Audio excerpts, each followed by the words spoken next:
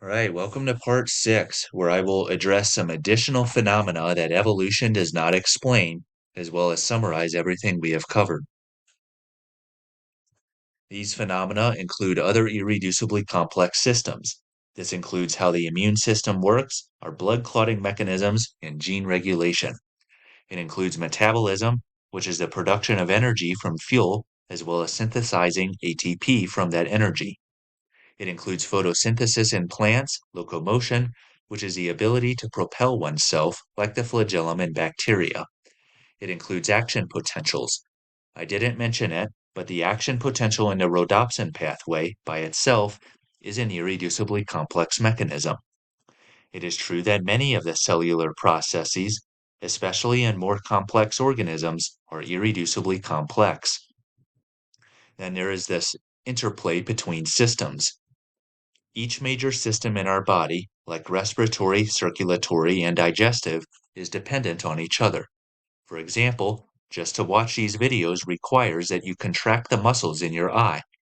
To do this requires a nervous system to send the action potential, a skeletal system to provide a stable framework from which to contract, a muscular system to receive the action potential and contract, a digestive system to supply the muscle with fuel, a respiratory system to supply the oxygen to burn that fuel in, a cardiovascular system to deliver that oxygen to the muscle, an immune and integumentary system to protect it from infection, and an endocrine system to regulate it all via a feedback loop.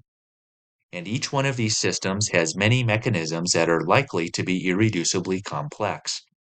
For example, the bicarbonate buffer system keeps the carbon dioxide our muscles produce from forming acid in our bloodstream. And it has the fastest enzyme in the human body, carbonic anhydrase, to do that. Perhaps this is overly complex. That is not the point. The point is that all the parts are necessary, and therefore could not have evolved in small steps.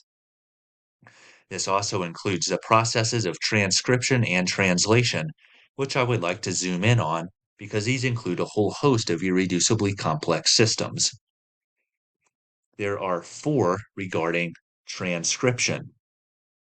mRNA is modified after it is transcribed from DNA, before it is translated into a protein. These are called post-transcriptional modifications. First is mRNA splicing.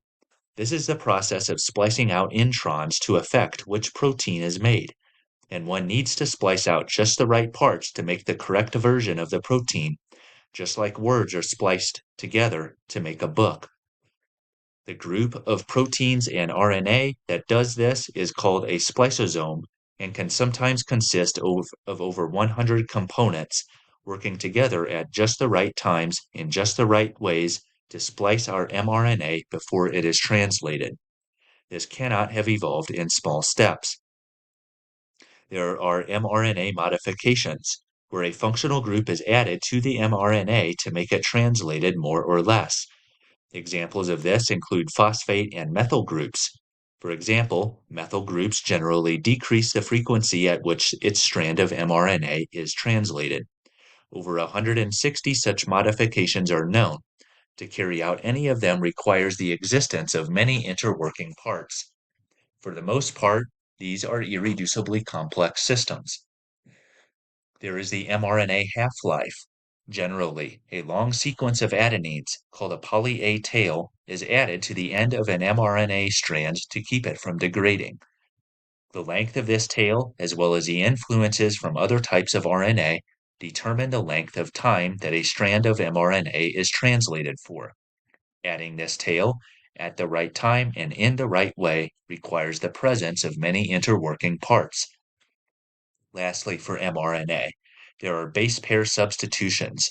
If one wants an mRNA strand to do something slightly different, one replaces one of the base pairs with a slightly different base pair. An example of this is pseudouridine. And these are all fine-tuned mechanisms that cannot have evolved in small steps. There are also post-translational changes, or changes that are made to proteins after they are translated. There is the folding of the protein. When the protein is made from mRNA, It is basically a strand of amino acids, and it needs to be folded into its proper three-dimensional shape or it will not function.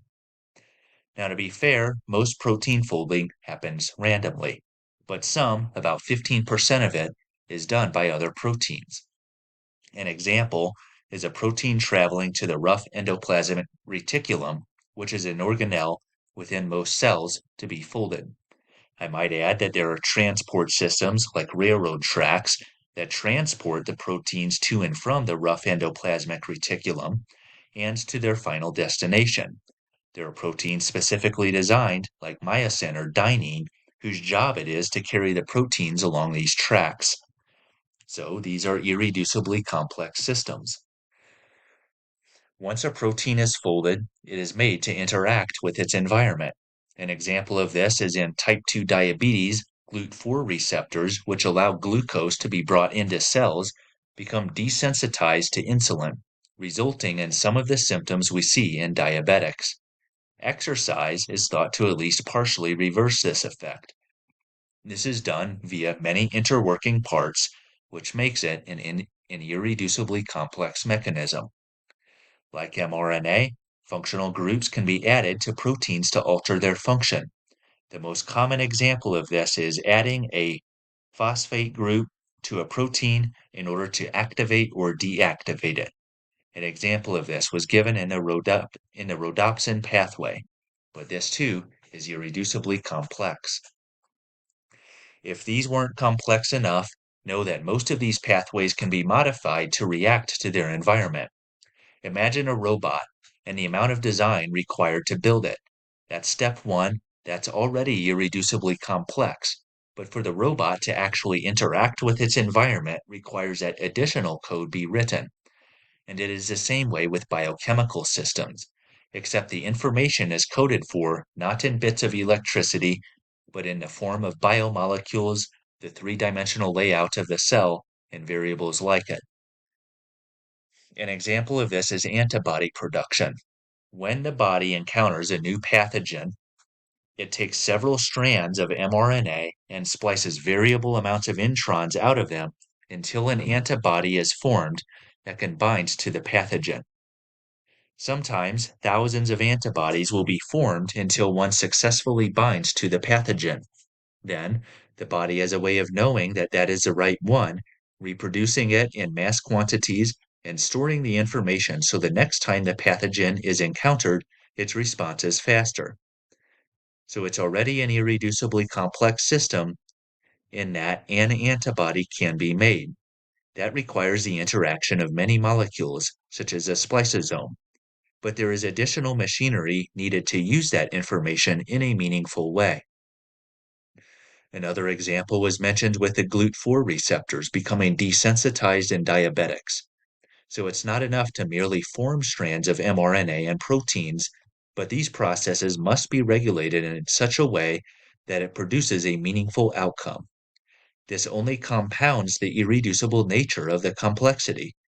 So there are many, many irreducibly complex mechanisms that I did not describe in detail, but are nonetheless there.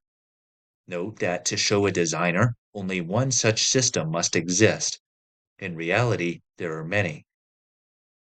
Adding to the list of difficulties for evolution are fine-tuned mechanisms.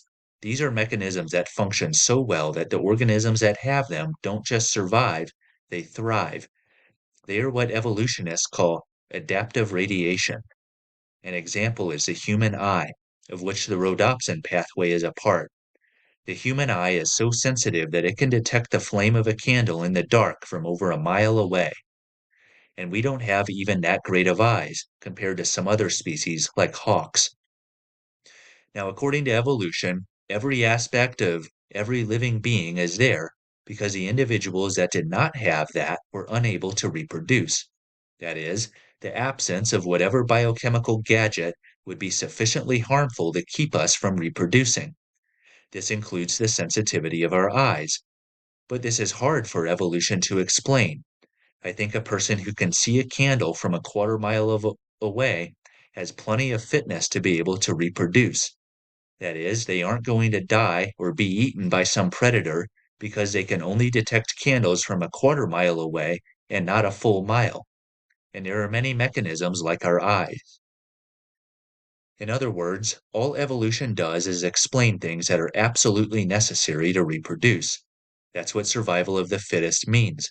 Most die, and the ones that survive have just enough fitness to survive the naturally selective event. What they do not have is extra fitness, fitness that extends beyond what is required to survive, like the sensitivity of our eye. That is, evolution explains what is functional, not what is optimal. For evolution to work, the gap between what is functional and what is optimal must be big enough to prevent an organism from passing on its genes. But that gap is not big enough. Going from 99% of optimal to 100% optimal is not a big enough jump to keep the ones with only 99% from reproducing. And I say 100%, technically the human eye isn't perfect, but it is pretty close, considering that having no eye at all is an option. Therefore, what is optimal will not be selected from a group that is merely functional. Evolution does not go the extra mile, so to speak.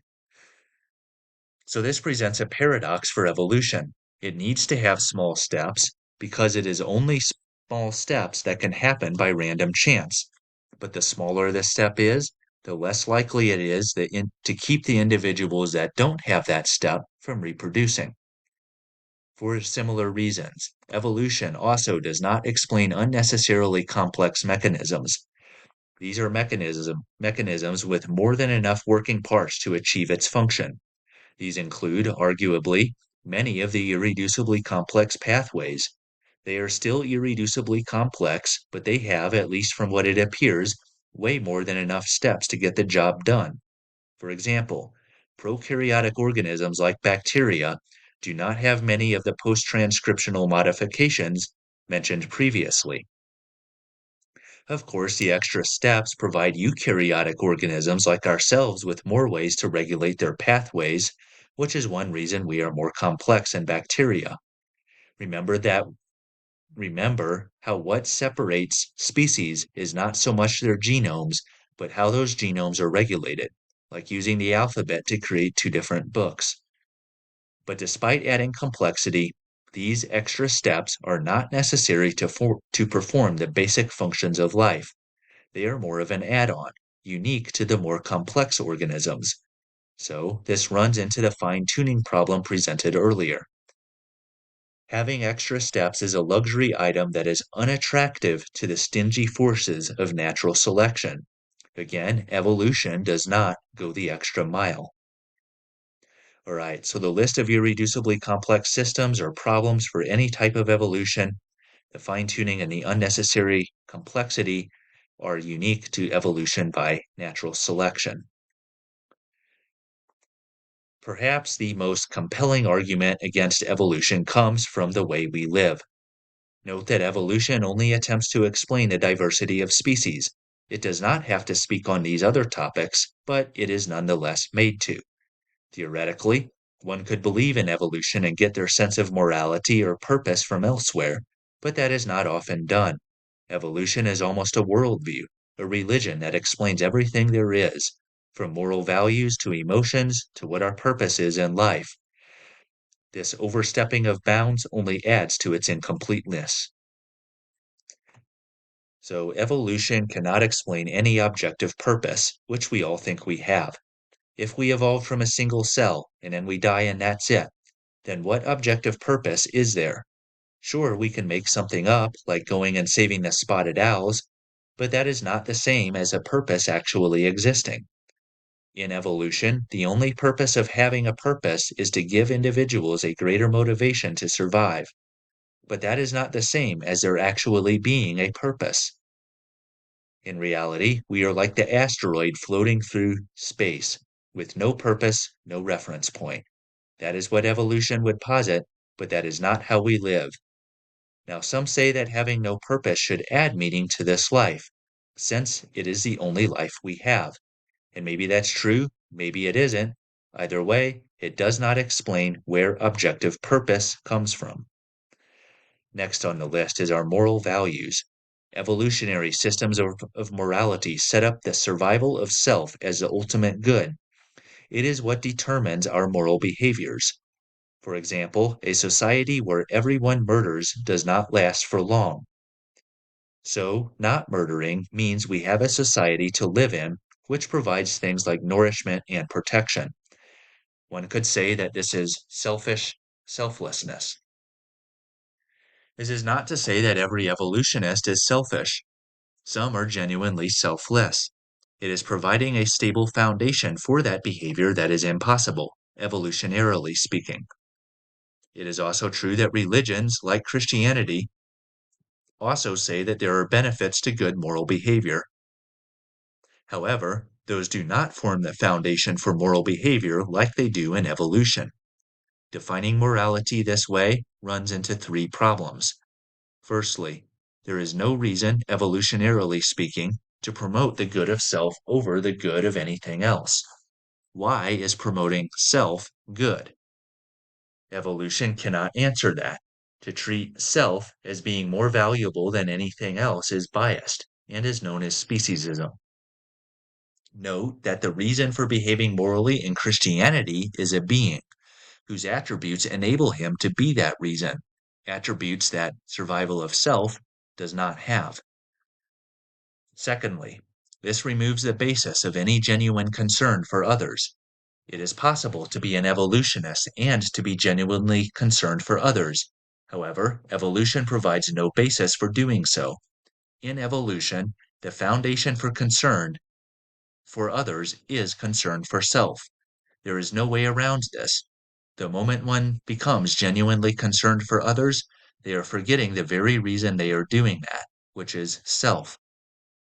The only way around this is if the person never consciously admits to themselves why they are behaving altruistically. But that is an unlikely scenario, for self sacrifice is not natural to anyone and would demand an explanation. Besides, no one who is listening to me now could claim that as a way out, for they should now be consciously aware of the motive behind evolution based morality. Thirdly, it fails to explain why some things are just right or why some things are just wrong. It cannot explain this sense of inherent morality that we all seem to have. That is, as soon as evolution gives a reason for why we behave morally, in this case survival of self, it is saying that that behavior is no longer inherently right.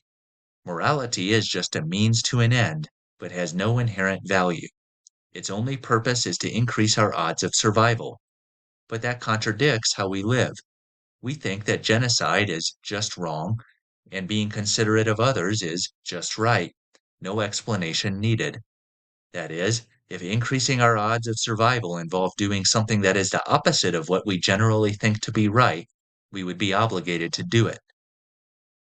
This leads to the fourth problem, which is what benefits self is subjective.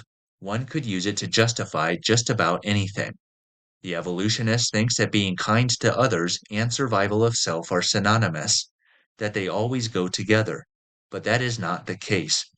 Just think for a moment the things a person could justify if everything they did was ultimately to preserve themselves. When people adopt this way of thinking, especially when an entire government does it, innocent people end up dying, as history demonstrates. So, for these reasons, we contradict evolution by having the kind of moral values we do. Next, we have intelligence. Evolution cannot explain why we think. According to it, our thoughts are just random interactions between the molecules in our brain. In that case, why should we trust them? I wouldn't trust other random interactions. Why trust the ones in our brains? We can't say, well, it's because I've been right in the past. That does not answer the question of why we trusted them to begin with. Next, we have emotions. Evolution does not explain what we feel for one another. Love, in evolution, is nothing more than pheromones acting on our brain for the purpose of perhaps prolonging our survival. Emotions are one of those things, like moral values, where the moment one attempts to explain it with something else, it ceases to be an emotion. So the essence of things like love, hate, loneliness, and anger are not explained by evolution. Evolution dehumanizes, which is not the way we live. Conservation efforts are also unexplained by evolution. If our purpose is only to promote ourselves, then who cares about what happens to the other species? If they don't help us in some way, then why not wipe them out? Why stop the building of oil pipelines that could be providing energy to people in order to save polar bears? Or why stop deforestation that could provide housing in overpopulated areas in order to save the trees? Why trade our well being for the well being of other species if we evolved?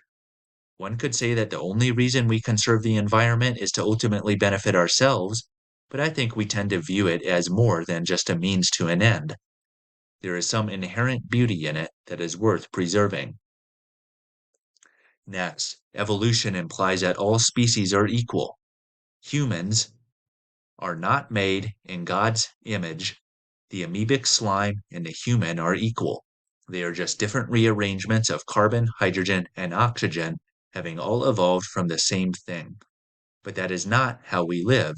We treat human lives as if they are worth more than other lives. In the end, fitness is all that matters, and this is determined genetically. Because of this, condemning racism or sexism is difficult in the evolutionary worldview. If our worth ultimately boils down to our genes, then why shouldn't there be superior races or a superior sex? Our fitness and resulting worth are defined genetically, and there are genetic differences between the races and the sexes. So why wouldn't there be a superior race and an inferior race, or a superior sex and an inferior sex? And if these races are truly inferior, why not eliminate them? They are a drag on the progress of the species, contributing their inferior genes to our offspring, which lowers their chances of survival. The same logic could be used to justify mass sterilization, euthanasia, or the killing of the mentally retarded, like they did in Nazi Germany. The world produced by evolution is a cold one, and it is contradicted by the way we live. So there are many things that evolution fails to explain. To be fair, evolution only attempts to explain the diversity of species, but it is treated as something much more than that in today's culture. And it doesn't have to do that. Its proponents are making it more vulnerable than it needs to be. The fact that it is used so comprehensively shows that the motives behind it are likely not scientific. As it is, embracing the evolutionary worldview should be repulsive to us. So this is perhaps the strongest argument against evolution. It contradicts what seems to be ingrained in our nature. And one doesn't need to understand biochemistry to know that. All right, so let's summarize everything we have covered so far. In part 1, I introduced the topic of evolution. I first defined that we are talking about macroevolution, not microevolution, and that we are talking about intelligent design, not creationism. I then gave some relevant biochemical knowledge that is needed to understand the evolutionary process, concluding with the fact that fitness is ultimately determined by one's genotype. I then gave the 3 basic steps of every evolutionary process, at least evolution by natural selection. The first is genetic variation, which comes through mutation, or in some cases, sexual reproduction. The second is natural selection, where nature selects those genetic variants with higher fitness. The third is a slightly different population, consisting only of these selected variants. Repeat these steps over millions of years to form a new species. I then gave the 3 assumptions of evolution, which are that a virtually infinite number exists of 1. Environmental conditions, 2. Organisms, and 3. Intermediate states. The organisms assumption is not a big deal until they become larger and resources become limited. I chose to focus the remainder of the videos on the third assumption, which is that many intermediate states exist. In part 2, I made evolution relevant to those who hold to theistic evolution, the idea that God used evolution to create life. This is self-contradictory, as evolution is, by definition, a random process that cannot be guided by outside forces. Also, To insert millions of years into Genesis because culture demands it is not an appropriate way to interpret the Bible. But even if the Genesis account could be strung out, the timelines of evolution and of Genesis contradict. So there is no way to reconcile evolution with Genesis. This is important because Genesis forms the foundation for the rest of Christianity, as seen by its cross-references in the New Testament. So evolution hopefully becomes very relevant to the Christian who up until then believed in theistic evolution. In part 3, I address the biochemical evidence that is given for evolution. This includes junk DNA, which is the 98% of our DNA that does not directly encode for proteins. However, just because DNA does not encode for proteins does not mean that it has no purpose. Although the function of the 98% is not fully known, it seems to play a role in the timing and regulation of the remaining 2%. Then there is a similarity in our DNA sequences. We apparently have 98% of our DNA in common with a chimpanzee, showing common descent. Now, this only accounts for the 2% that codes for proteins, the exons. The real number, introns included, is about 95 to 96% similarity. If that still seems pretty similar, that accounts for about 135 million base pairs, only one of which is capable of significantly changing the organism. Besides, to say that two species are similar because of their genetic similarities is like saying that two books are the same because they are written with mostly the same words. Both examples neglect the timing and regulation of their components. Then there is microevolution, the chief evidence for macroevolution. To assume macroevolution from microevolution is to make a massive extrapolation, something that would not be permitted in other fields of science. Then, giving Darwin's finches as an example, I showed that true microevolution does not exist, that the changes, biochemically speaking, are much bigger than what was thought in Darwin's day. That is, in Darwin's day, all they had to go off of was anatomy, which would make it very easy to say that the intermediate states between species exist. But now we have biochemistry, which shows that those changes are much larger than was once expected, and are therefore unlikely to happen by random chance. Therefore, lest evolution be an outdated theory, it is necessary to re-examine it in the light of new biochemical knowledge. That was the subject of part 4, where I introduced the topic of irreducible complexity. An irreducibly complex system is like an engine, where each of the parts is necessary for the function of the whole. Biochemically speaking, organisms are the same way. This means they could not have formed in the small successive steps that Darwin said were necessary for his theory to function. For part of an irreducibly complex system is no system at all. I gave 3 examples of this: the ability of Darwin's finches to adapt, the rhodopsin pathway, and the first cell. I then answered some objections to irreducible complexity, which included the rearrangement hypothesis, scaffolding, and the A to B to C to D hypothesis. None of these hold up, and in fact make it harder for evolution to happen because they introduce even more steps. I also answered a couple of philosophical objections. In part 5, I introduced the intelligent designer.